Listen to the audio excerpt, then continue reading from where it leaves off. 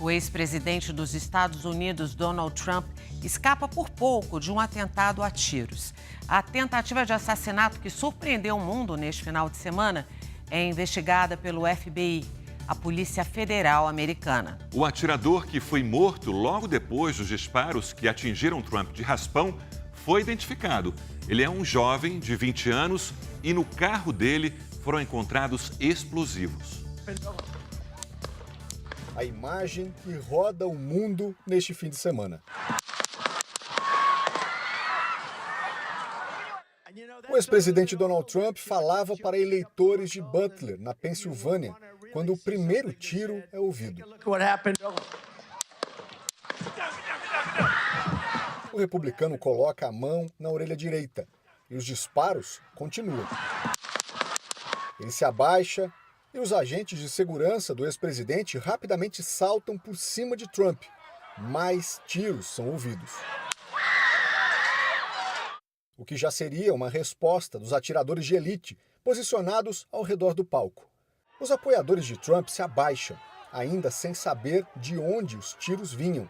Alguns registraram o exato momento do atentado e o medo que se espalhou. Depois de alguns segundos, Trump se levanta e, com o punho cerrado, repete 3 vezes: "Fight". Em português, lute. Na sequência, ele é retirado do palco. O ex-presidente comemora, enquanto a plateia grita a sigla dos Estados Unidos da América, USA.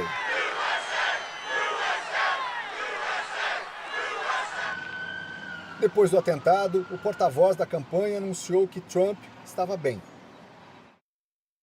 Fotojornalistas que cobriam o comício registraram momentos que já entram para a história política dos Estados Unidos.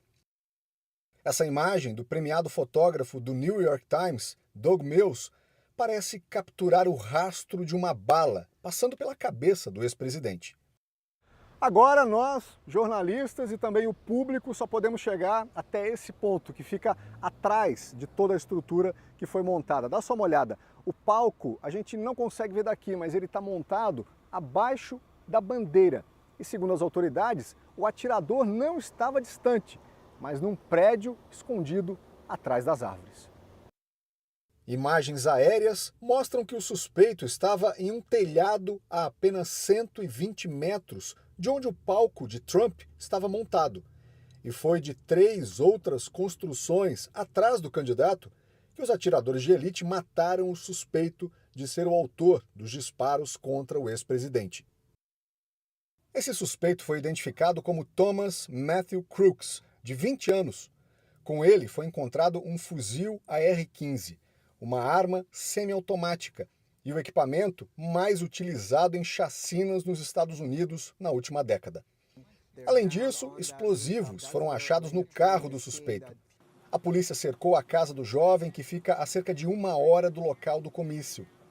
Thomas não tinha antecedentes criminais. Essa seria a primeira eleição presidencial que ele poderia votar.